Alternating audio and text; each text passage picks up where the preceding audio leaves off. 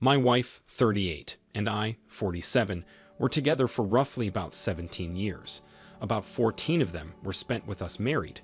When we first met, I thought she was older than she was. It was just the mature aura she gave off. She thought I was younger, which at the time did make me feel pretty good. After we decided that the age difference didn't matter, we went all in on the relationship. I was still a little hesitant about the age difference, but then I met her family. Her family was very big, bigger than mine. I'd always wished I had grown up in a close, tight-knit family. I'm the first to admit that her family, who welcomed me with open arms, is a huge factor in my continuing the relationship. She seemed just as crazy about her family as well. I took that as a good sign. A possible wife who thinks family is everything is a plus. The two of us went on to have a family of our own. 2 boys ages 8 and 11.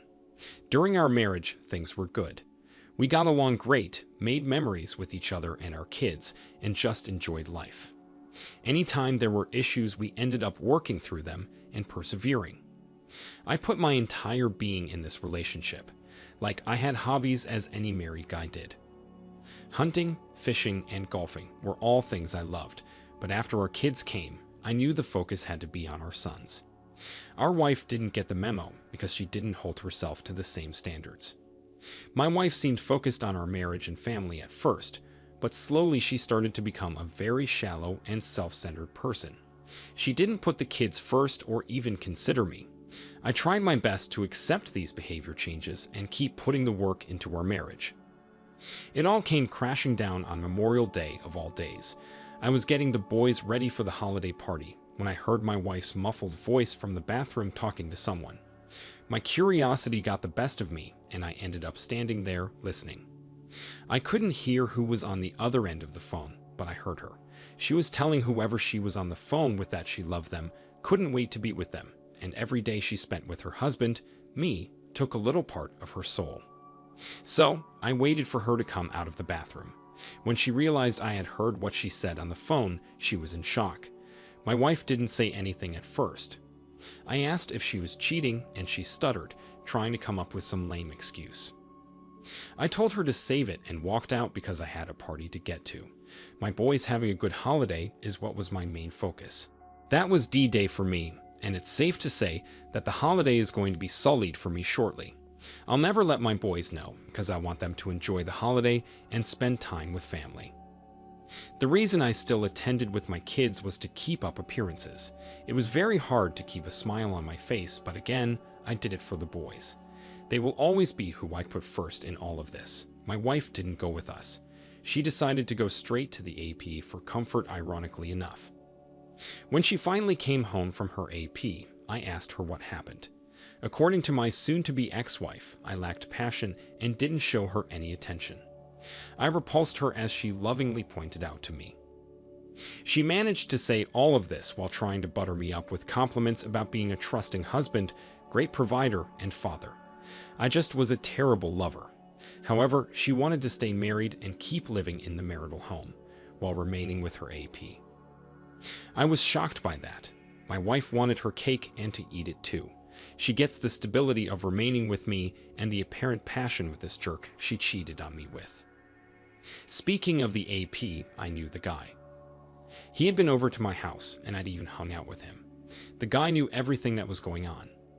I was busy working and coaching sports teams for our sons while she was screwing around with him behind my back. After the shock wore off, I realized I had to file for divorce. It should be done by the end of the year, which is getting closer and closer by the minute. She was against it and tried to convince me we could stay married.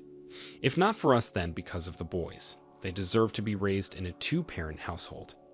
I'm not going to lie, I nearly burst out laughing when she said this. Was I tempted to do it for a moment, but then I realized it wasn't fair to my boys to do that. I didn't want to stay in a terrible relationship just for their sake. This wasn't something I wanted to emulate for them. If they ever, God forbid, found themselves in this position, then I would want them to retain some dignity and do what was best for them and their family. Besides, kids pick up on more things than we realize. I've learned this since my boys started therapy to deal with the situation. I'm also in therapy, before you ask, so don't worry. My mental health is also being worked on. When news of the affair reached our friends and family, it didn't go the way she expected. Her own family didn't rally around her. Instead, they rallied around me, which I cannot begin to say was a huge help in the healing process because I fear I might lose my in-laws in the divorce process. The funny thing is her boyfriend isn't allowed anywhere at her parents' house or any family functions while my boys and I are more than welcome. She refuses to attend without the AP, so she and her family have no contact. I talk more to her mother than she does now. They used to talk 2 times a day, but now the contact is non-existent. For the holidays this year, my boys and I were gladly invited. I'm going to go, just not for the sake of my boys, but also because I enjoy being around the family. Recently, it seems that even our acquaintances are beginning to see through my wife's crap. There was a youth night at the high school football game that I attended with my boys. They get to go out on the field at halftime and get introduced to the team. She showed up there, but I already had a warning because she had texted me earlier that day. When she shows up, she marches over to our boys and starts taking pictures with them. I swear the moment she was done with the pictures, she left because her AP was performing at some dive bar.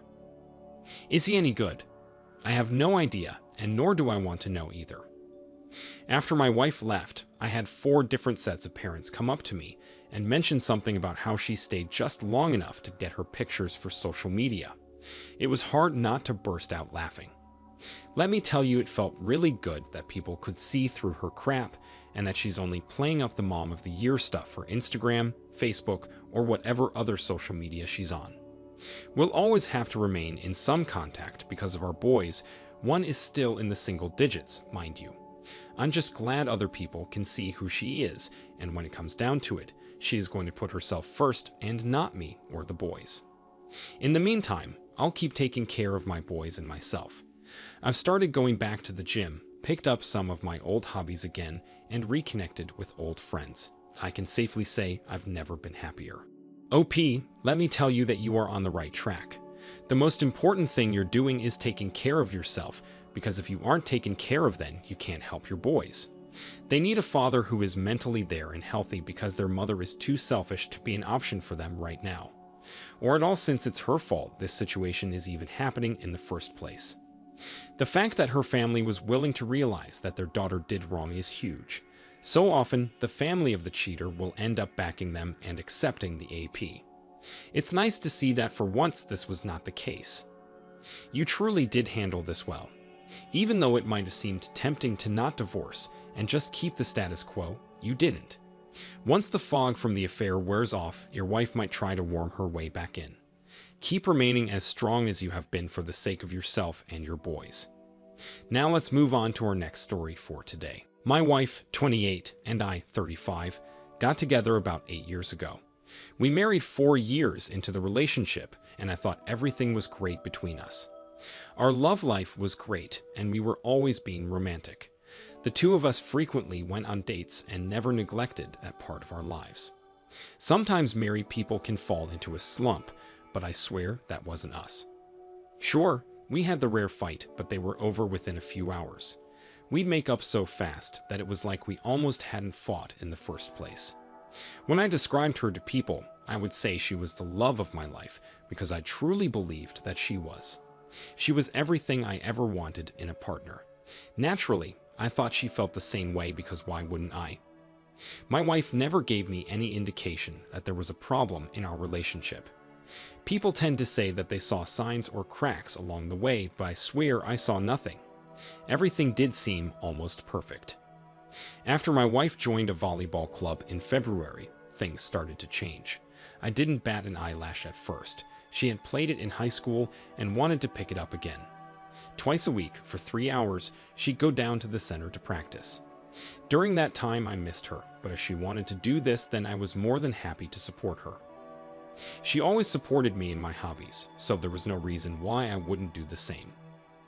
I think the moment I realized something was wrong was when she began to hide her smartphone from me. She never did that before.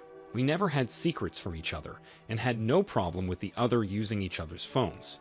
So when she went to the bathroom in the evening and forgot to take it with her, I checked the phone. What I found was a punch in the gut.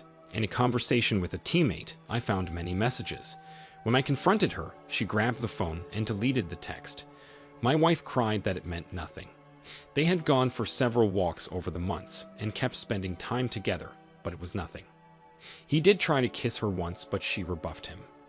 They were just friends, but she realized that she had done wrong by seemingly encouraging the relationship with him. My wife begged me for a chance and to trust that nothing happened. Silly me was still deep in the fog, so I agreed to forgive her that night. Even though I agreed to forgive her, it was difficult. I constantly asked my wife where she was, what she was doing, and who she was with.